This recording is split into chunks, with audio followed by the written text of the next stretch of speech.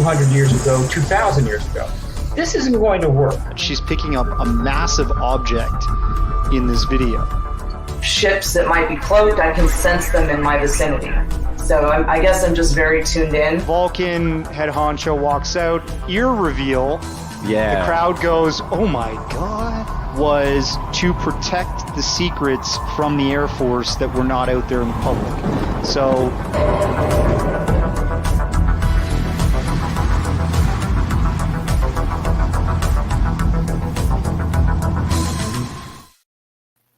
what's up, everybody? We're back with another week of Last Night on UFO Twitter. This is the 6th episode, I think. So we're getting through them. And every week we've been having some good conversations with the folks from UFO Twitter. This week we're talking with Dave Falch.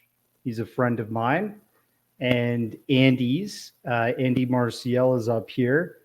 I think we got to get him to actually, I'm going to bring in the Twitter folks in a sec, but I'll give a bit of background about Dave.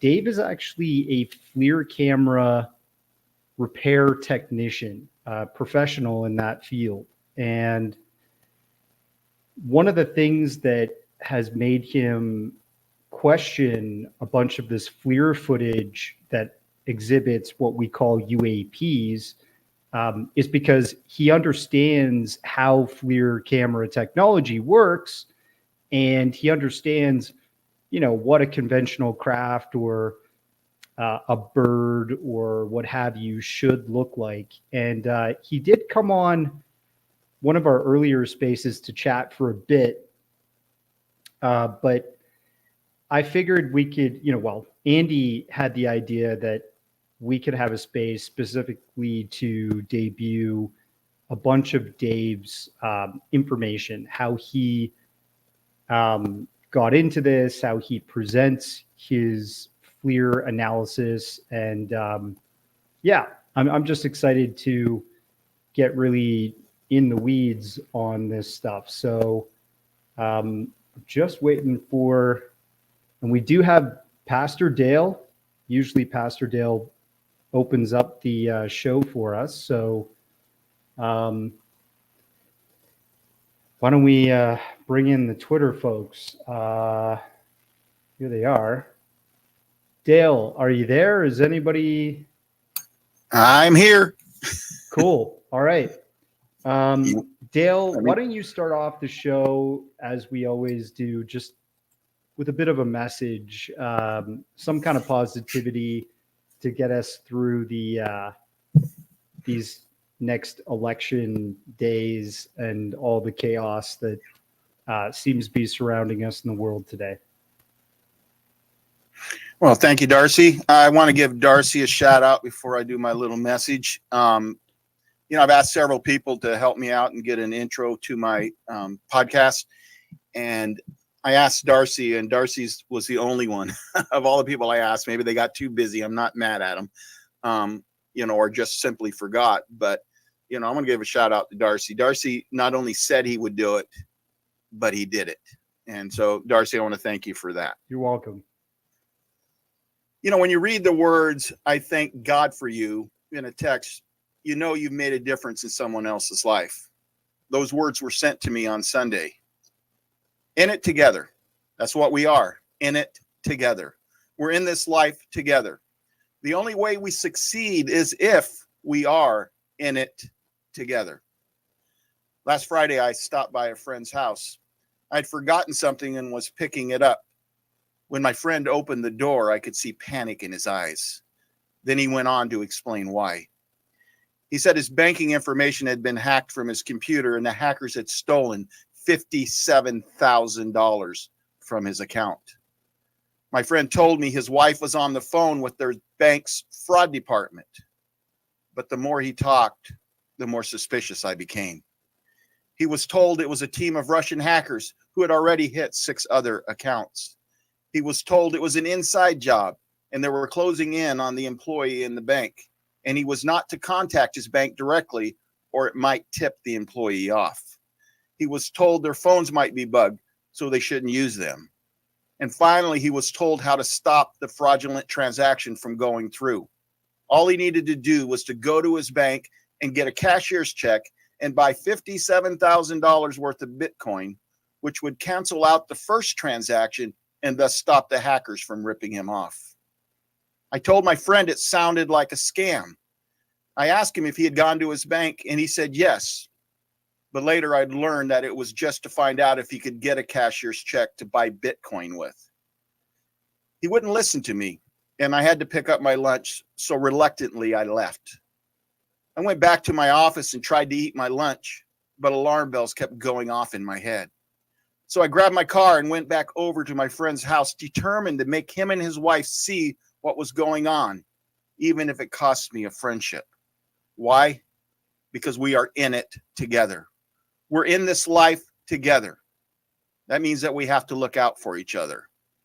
When I got there, I sat them down and laid everything out.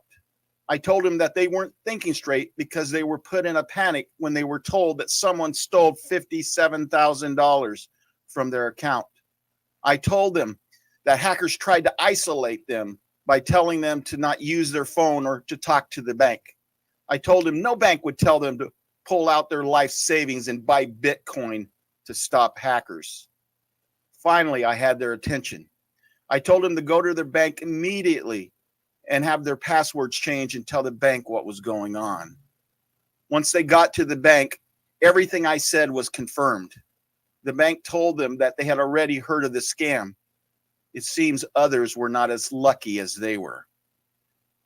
You know, I told you this story for two reasons. First, to warn you about scams like these. Never trust a phone number you're given online in regard to fraud prevention. Call your bank or Google the number. Never assume these people are who they claim to be. My friend did that, and it almost cost him $57,000.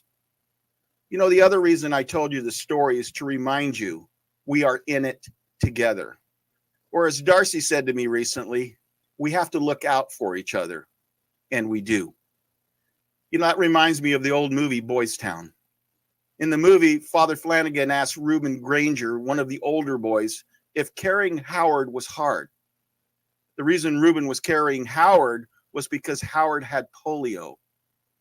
Reuben replied by saying, "He ain't heavy, Father. He's my brother."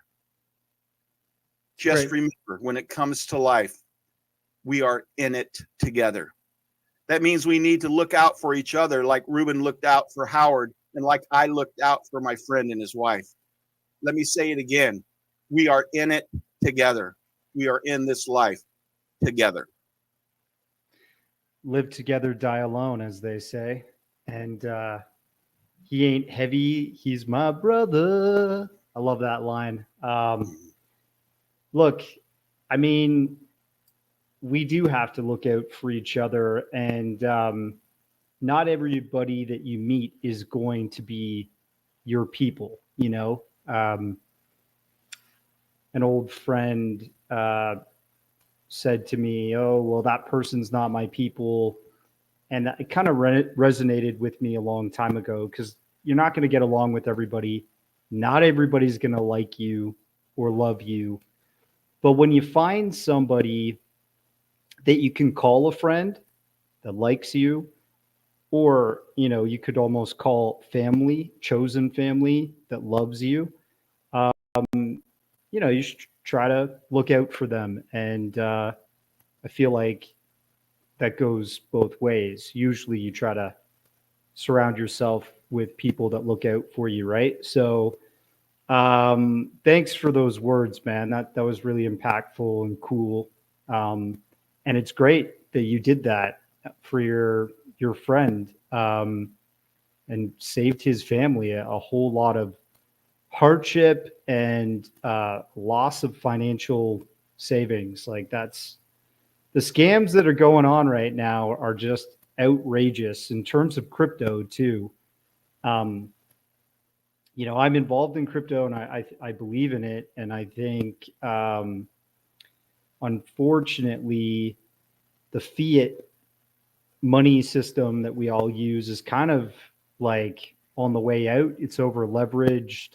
There's a lot of debt and stuff behind it, and it's not looking too good for the different types of dollars coming out of world economies. But crypto is kind of like this new start, this fresh start in terms of like storing value and accountability. But unfortunately, it's also the Wild West, and you get these really savvy scammers that don't want to work an honest day job. They rather go around tricking vulnerable people like the elderly who don't quite understand this technology, don't quite understand social engineering techniques or tactics, and they prey on people. They basically get them to relinquish their hard-earned money to them. So it's scary. It's a scary world we're living in. But you know, there's some hope, and there's some cool things that people like Pastor Dale do to protect others. And I think we all should look out for each other when we know some like really whack stuff might be happening behind the scenes. But look, let's talk to Dave Falch here. Dave, thanks so much for coming and joining the space today and being kind of the center point for the subject here, the science behind FLIR camera video. Can you tell us like how you got into becoming like a professional FLIR camera repair technician? Hey, Darcy. Thanks for having me. Sure. Can you hear me okay? Yeah. You sound like you're a little bit far away from the mic, but yeah. All right. Is this better? That's better. All right. It's actually kind of a strange story. It starts off with, me growing up in St. Louis, going through high school, not really finding my way, going to college, getting an English degree, because that was what I was good at in high school was English. So I just kind of picked that for a degree, not really having any kind of destination with it. So I was doing restaurant work. I was bartending, doing that kind of thing. And then I just kind of up and joined the Navy. So in doing that, I learned a lot of electronics, aviation electronics, I should say. And I just had a good talent with that. It was a good association for my skills. So I started getting involved in that kind of field, which was nothing what I was doing before. It was a completely different field, but it was something I was good at. So I started doing that and then moved down to Florida to be with my wife, essentially. We were just friends at the time, kind of a love story thing going on there, but you followed your heart. That's what you did, Dave. Yeah, I just picked up everything out of St. Louis and I left and I started working on phones, electronics, with phones when they were flip phones. And then like started doing them, or like it was kind of like refurbishing them. Mm-hmm. And it was a brief gig. And then I started doing work in like a cubicle farm for a government contractor that worked for the Navy. They did publications. So it was very boring. So then I found a job doing aviation electronics like I was doing in the Navy. And every day I was so bored with this job, I would look for another job, and I stumbled upon FLIR. And I was like, I remember FLIR from the Navy. I didn't do too much with it. I just talked to some guys in the shop and had a vague sense of what it was. But I applied for the job and went for the interview, and they hired me. And the rest is history. So your education was nothing related to fixing electronics. Am I right? Yes, with the exception of the education that the Navy gave me. Okay. What were you doing in the Navy? You were just getting your hands on that sort of like getting on ships and fixing their electronics on those or something? Well, when you join the Navy, you can either be undesignated, meaning you don't have a rate, or you can select a rate depending on how well you do on an ASVAB test. So you take this test before you go in, and you get a score, and they say, well, you scored well enough to do these different job functions, but not well enough to do these. They pretty much said I could do any job function. And they're kind of pushing me to do a nuclear kind of thing, but I didn't want to do that. I didn't want to be in a submarine. So I said, yeah, that sounds great, but I want to be like electronics. I just thought it would be a cool thing to do. And so after you go through boot camp, then they train you in an A school. So it gives you it's like a general electronics training. And then after the A school, you go to a C school in which they give you a specific training for, whatever aviation electronics platform you're working on. Like I was a MAD tech, which is magnetic anomaly detector. Okay. So then you do cross training when you get into the Navy. Actually, you're at your duty station and you're working on the gear. That's when they do cross training and teach you other platforms to get you more versatile. So what does a mag tech do? Like what would be a magnetic detection that you'd be looking out for, and what could cause that? So that's actually an anti-submarine warfare.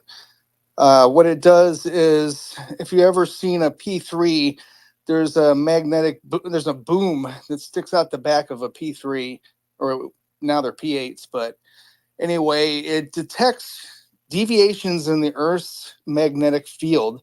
And what you're looking at is for submarines. So we pretty much have the Earth's magnetic field mapped, so to say. And then when you see a deviation, it'll record on it's a chart recorder. So anyway, it's a type of avionics that will show you the deviation. You're like, oh, okay, there's a submarine right here, and you're flying over. So you're kind of doing a pattern over a certain area to see if you're detecting a submarine. So that's pretty much the essence of that. And you can do that also with helicopters, in which you lower down a mad boom out of the helicopter via a winch and a cable, and there's different variations of it, but you're detecting just pretty much submarines. Interesting. Very cool. I guess, you got the job because you're a smart guy. Anybody can tell that by the way that you go about analyzing your FLIR videos and just, describing technology that you've worked with, and B, because you've got good experience working with electronics. So tell us a bit about the FLIR camera technology that you've been repairing. And before we start talking about like the UAP videos that you've done analysis of that are shot in FLIR tech, FLIR camera tech, can you tell us like what the basics are, like what FLIR, how it was invented, if you know that, and I guess what are some novel features of the technology? Let's go back to the basics, I guess, to answer your latter question, is that a lot of people are confused on what is infrared and what was near infrared, what's night vision, that kind of stuff, because all this terminology kind of gets overlapped and jumbled up.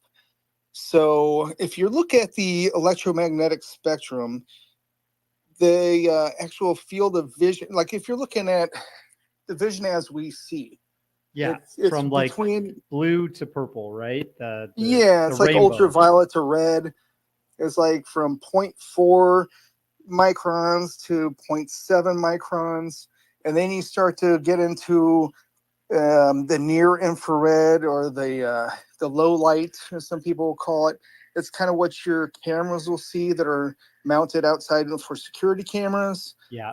They amplify with those little LEDs that are around the camera. They amplify the light, and they see this spectrum to like 0.75 to like maybe 1 point something, 1.5. And then you get into Weir, which is shortwave infrared. That's also kind of an extension of the visible, not invisible range. It's not quite thermal yet.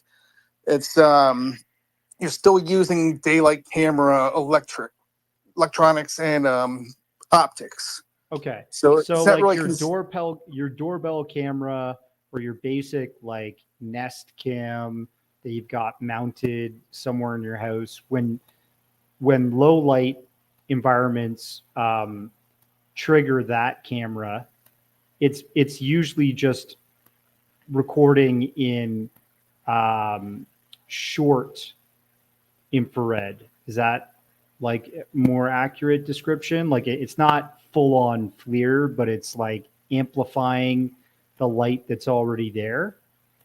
Yes, but I wouldn't use shortwave because shortwave isn't really used that much. Let's kind of stick to near infrared. I think that's a good, yeah. Okay, near infrared. I thought short, near. I should have said near. My bad. That's confusing.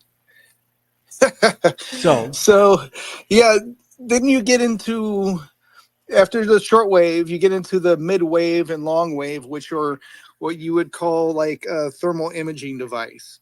So that is when there's typically cryogenically cooled infrared detector. It's a Dewar electronics module. It's going to be a different type of camera than what's typically used on civilian bases. It's pretty much on military and three-letter agency kind of apparatus. So, I mean, I'm sure they're available out there for civilian use, but they tend to be very expensive, and you don't see a lot of people using them except for maybe on high-end boats. You might see one like I did see one on a Carnival cruise. They had a couple of them, but they were just kind of the lower range ones. Mm. And they're using that to spot things in the water that might damage the cruise ship or something. Yeah, or to see other ships or to see the ports coming up, or situational awareness, that kind of thing. Yeah, for sure. It's just stronger observations with a light spectrum camera that we can't even see in. It's better awareness of your surroundings. So let's skip forward a bit. You're working on camera systems that come off of things like a CBP plane, like a Customs and Border Patrol plane, or a Coast Guard boat, or something from DHS. How much do those systems cost? Like if you are one of these agencies that needed to order a new one? Typically, I've seen them run. I'm just giving a rough estimate, is like about $1 million, and the associated cables are, I don't know, $20,000 to $30,000, and then you have training that goes along with it. You'll have to fly to the service center or the manufacturer, and get trained on that specific equipment to become a FLIR camera operator. Correct. Not all of us. It's just the people that work on the equipment, because then we can train people. They give out manuals to teach people how to do the actual operation of the system. But if you're doing the in-depth, it gets pretty technical. But if you do the in-depth repairs, then they need to have an authorized, service center, or you need to have some kind of verification that you know how to work on the equipment. Interesting. So that's a lot of money. I was thinking like a FLIR camera might be, I don't know, 20, 30K or something, but $1 million? Holy crikey. That's... Well, wow. It depends on the FLIR system in question, I mean, if you're looking at a long range standoff, like something used for surveillance that you can't even see the aircraft up in the sky, then that's when we're talking the high money. But if you're looking for something like you're just going to mount on a helicopter that you might see on an episode of Cops, then that might be $20,000 or $30,000. Bad So, boys, what you want? yeah. What you gonna do? What about the FLIR camera on the mobile scope trucks that that were captured by, that captured the objects? Those are the high end ones, but they're mounted on the telescoping poles. So those are still going to be like the aircraft mounted ones, but they're just used in a different platform in a different operation. And so you think that might be a Westcam system, like an MX-15?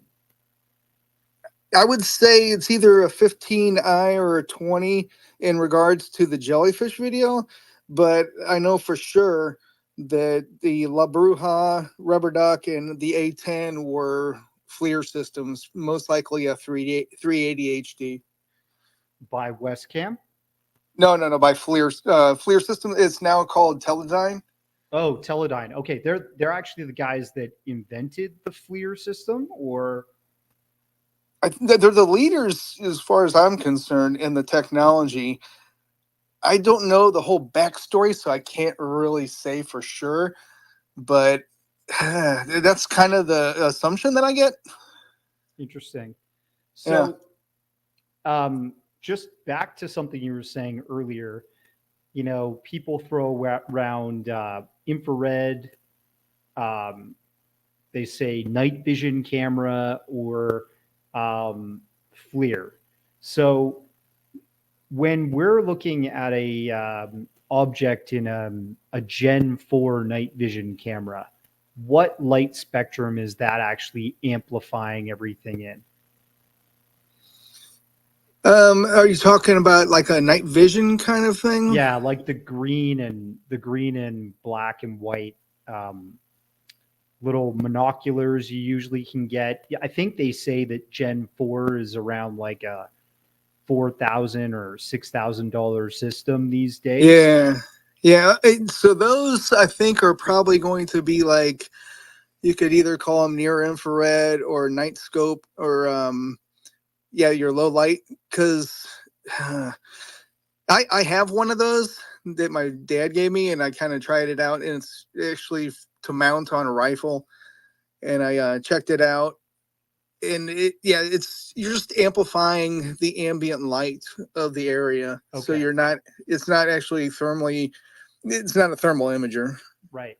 And so when we get into the systems you're talking about, the systems that you repair professionally, those systems that are like $1 million or hundreds of thousands of dollars, they're actually thermal detectors. Like they're in a totally different ballpark. Yes. They use different type of optics as far as windows and mirrors and magnification lenses, that kind of thing. It's completely different optics that you would see on a daylight. So Dave, I got a quick question. Yeah, go for it. What do you look for? I'm sorry, what was that, Darcy? Jump in anytime. Sorry, because my Twitter is like glitching out and I can't even see whose hands are up or whatever. So, all right, it's just a quick question. I just want to say, so when you view these videos, right? What is it that you look for to basically determine whether something is odd or something is not conventional? Well, the first thing I look for is to try to determine what kind of detector we're looking at. Are we looking at what we just discussed earlier with near infrared? Are we looking at an actual government system? Is there symbology? Is it airborne? Is it mounted on a pole? Is it mounted on somebody's house? What are we looking at? So that's the first thing I look for. And second, I kind of look for just things that just stand out it's kind of hard to explain, but if you work these systems a lot, you just notice certain things. They just stand out, like the linear travel of an aircraft, or the erratic movement of a bird. It's kind of all encompassing, just based kind of on experience, but not all. Does that make any sense? Yeah. So, well, use for example that the object that you captured that you were only able to see under infrared, if I'm not mistaken. At work, Okay. right? Yeah, that one was. I didn't even really. I wasn't the person that actually saw it to begin with. It was a coworker, and he had a West Cam. I think it was an MX-15. He had it pointed outside, and he said, "Yeah, you need to come take a look at this shit because it's really strange." He has this deep voice. He's like, "Oh, it's really strange. You gotta come out here and look at this." So I came out and looked, and it was like, I don't get it. It's not moving. He's like, "Yeah, that's the point." Because, when you're looking at an aircraft, you'll see like the twinkling of the glare off the back of the jet engine, or you'll see it kind of moving in one direction, left or right. You rarely see it just sitting in one spot, slowly fading out.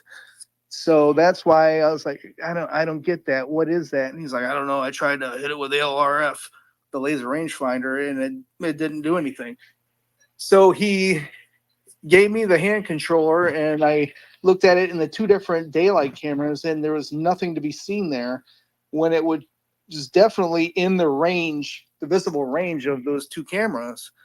So that's why I said, I'm not getting this. This isn't anything that I've seen before.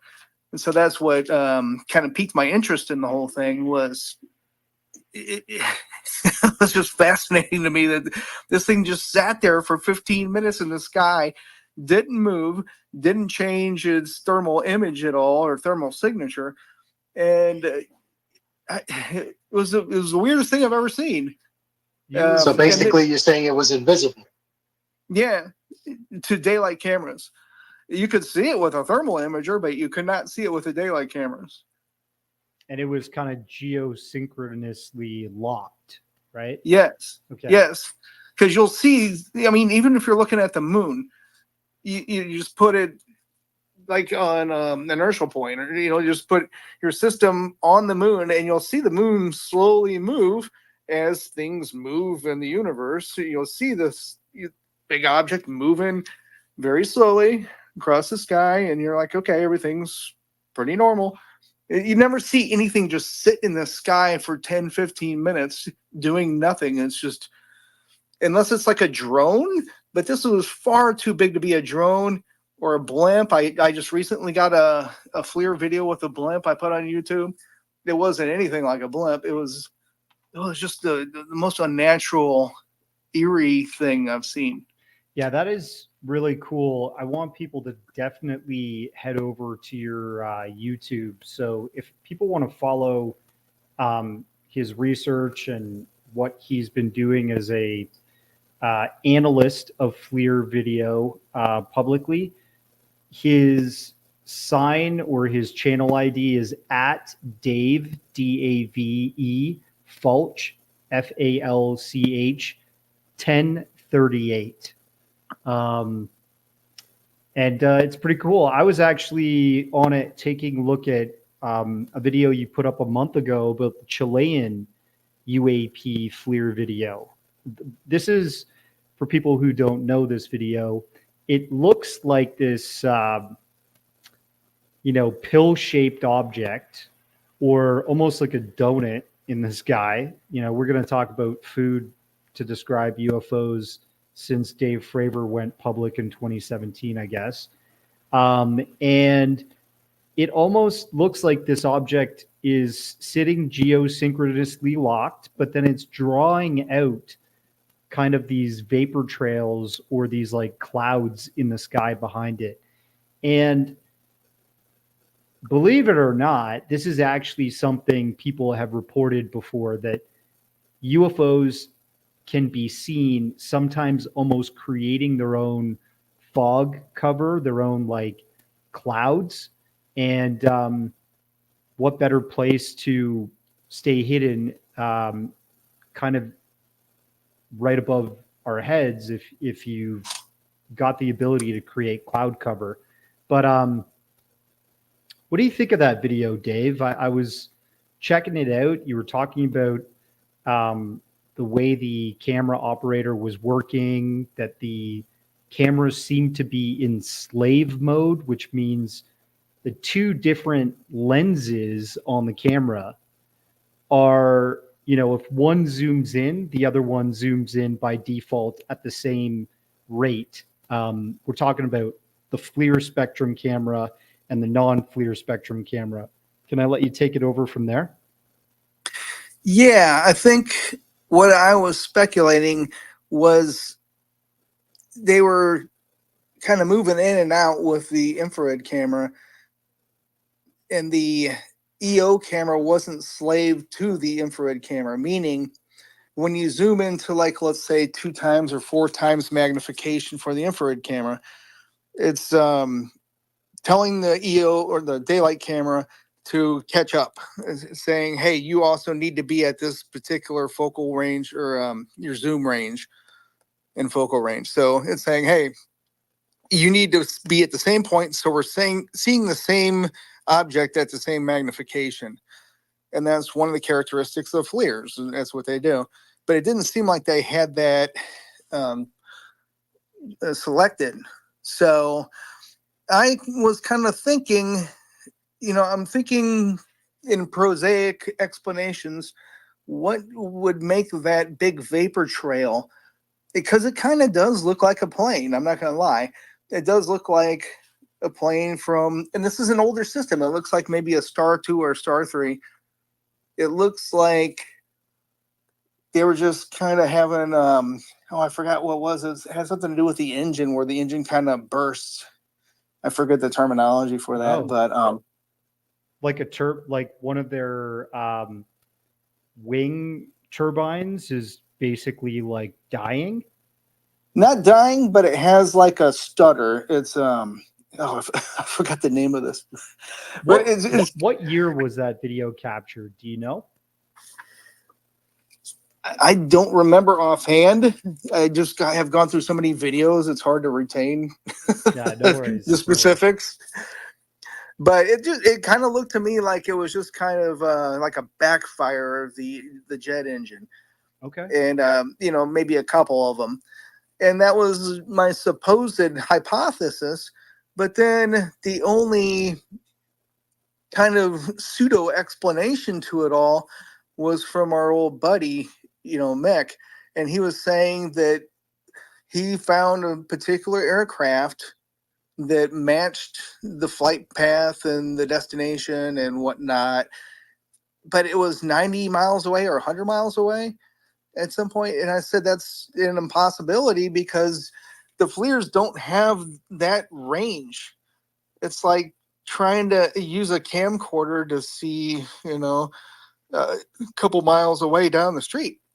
Yeah. It's not plausible or possible. It's just, I was telling him this, but he's sticking to his theory. So I said, well, all right, I agree with you that it does look like an aircraft, but you got the wrong aircraft if it is that. So it's kind of an unknown to me right now. Okay.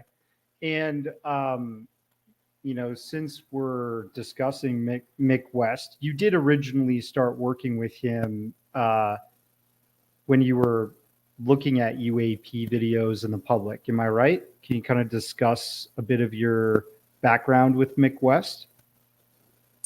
Yeah, because I don't have anything really bad to say about him except for his methodology. It's just he wanted me to do some experiments with the FLIR cameras in my shop, which I did a few.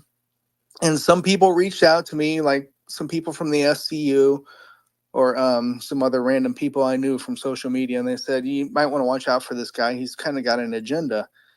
And I said, well, I'll determine that as it comes at me, which was kind of stupid in retrospect. But yeah, he we kind of lost communication when he was telling me I didn't really know what I was talking about in regards to FLIR. And I said, well, I've been working on these at that time. It might have been 12, 13 years.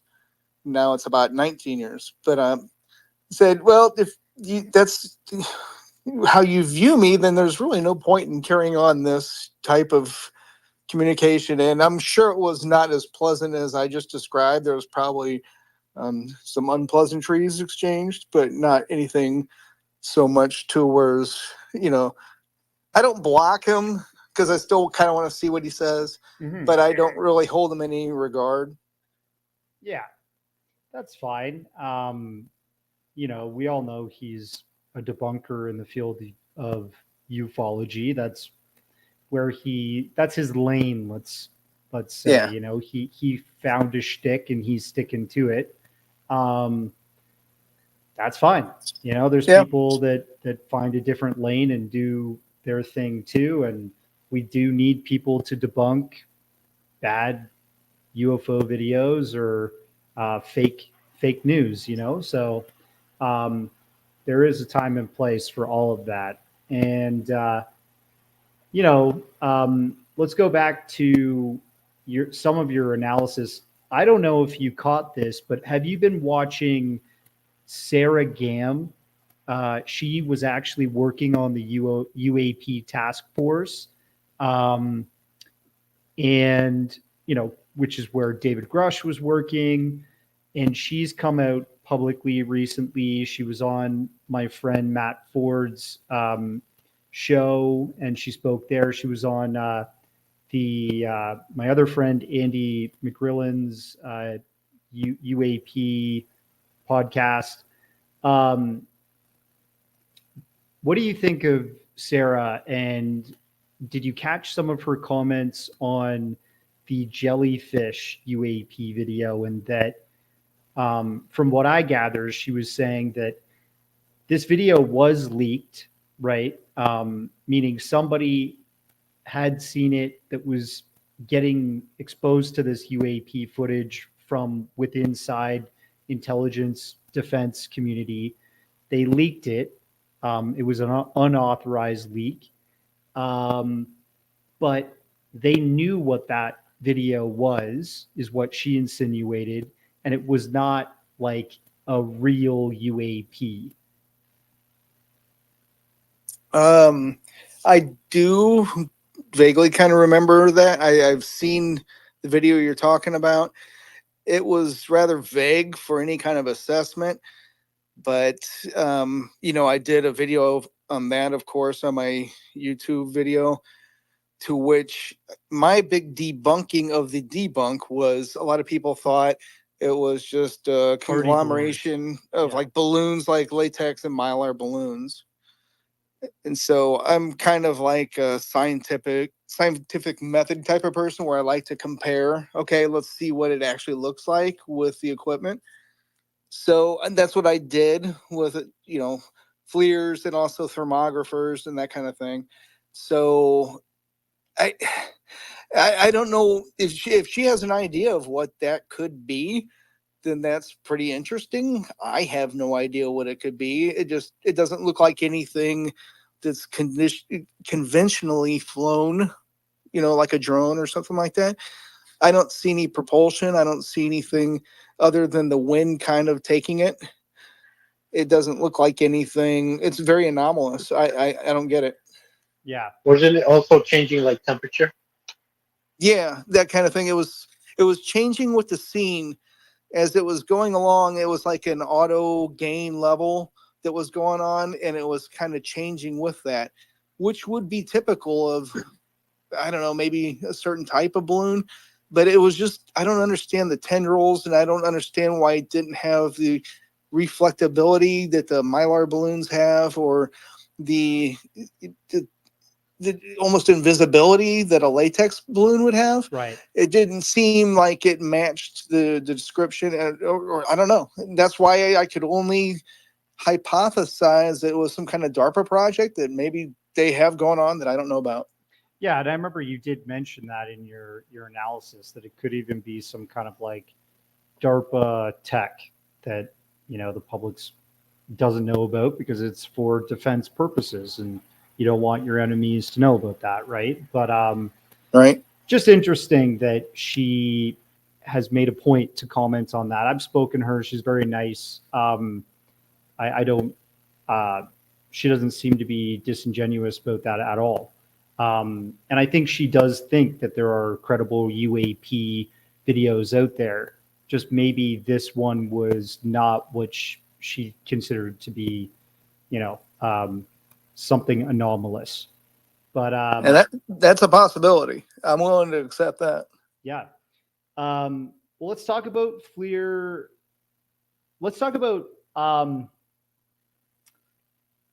the Tic Tac. Can we talk about that and some of the things that Mick West has thrown at that, and how you would debunk the debunk?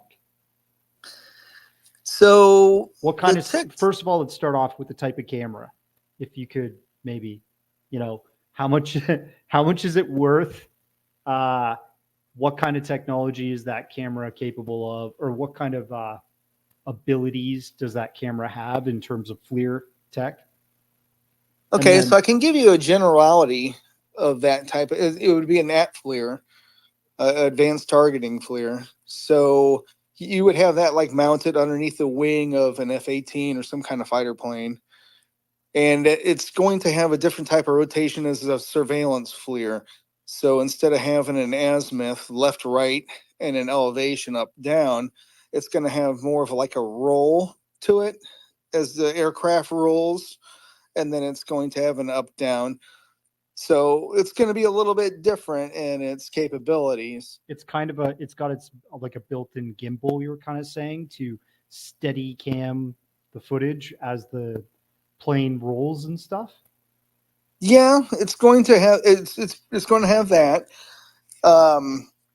Typically there's gyroscopes that assist in like a feedback system that will assist the pod to, if you want to maintain a horizon or something like that, you can flip a switch and it's going to maintain a horizon. Meaning if you turn like to the left, it'll compensate for that and it'll look at a horizon. So there is that kind of stuff. But as far as the Tic Tac, I'm limited on what I can say on that. You might want to refer to like Chris Lato, who, the fighter pilot. He's good at doing the analysis on that. When we're talking about stuff like go fast, or especially the gimbal, I can make more comments on that because the movements and what I see in those latter two videos are stuff that I've never seen. And I told Chris when I was talking about it, I was like, when I first saw the gimbal, the object move in the rotation, I gasped. I actually was, I was like, what the high hell is it? Because being at the narrow field of view, and it was so unnatural. It was like what I'd seen out back with my own system. It was, in fact, I think that's probably one of my favorites besides La Bruja, but it was fascinating. So tell me, like, why the motion of that object was so odd. Well, this is the long-running argument between Mick and I that I since have just kind of given up on, but it's been going on for years, that he is saying it's a flaring of the engine that's kind of blooming out and masking the actual shape of the craft. Yeah, the shape of the aircraft itself. So I'm saying that's not how the nearer infrared or the narrow field of view works. You can still see the shape of the craft, maybe at like the wide field of view or maybe the medium view. But when you're zoomed in, you are past that optics. It's like if you were looking at the moon and you put in a 2 times magnification and then a 4 times and an 8 times magnification. There's differences in what you're going to see. You're kind of looking past a certain focal length and looking past the atmosphere, and you're zooming in on it. Again, it kind of comes down to experience, and I'm not an optical, expert in this, but I'm just kind of relying this on experience. is no, when I see these things all the time coming out of NAS jacks. I'm watching jets come and go every day for, however long, for years. I see this and I'm like, that doesn't match up. Even when I see airborne videos where they're following different aircrafts and they're zooming in, it doesn't match up as far as the thermal signature. And when this thing rotates to the left and has this kind of erratic movement, like it's banking to the left, but it doesn't bank to the left. It stays in the same position, but it looks like it's banking to the left. It almost like strafes to the left, like just on yeah. a dotted I'm like, line. well, it should, when it does that, it should change not only thermal signature. You would be able to see the jet at that point because it's going to sharply bang to the left, and the exhaust is going to move from you're seeing it from behind to seeing it from the side, and you're seeing now the aircraft and the side, jet exhaust. Yeah, the exhaust would shoot to the right. Yeah, and you don't see any of that. It doesn't change at all. I'm like, that doesn't make sense. It doesn't comprehend. So yeah, I don't have any answers. I don't say it's aliens. I don't know. Really, it just doesn't seem to be like a conventional craft, is what you're saying. It shouldn't be like another F-18 or something. Exactly. Okay. Interesting.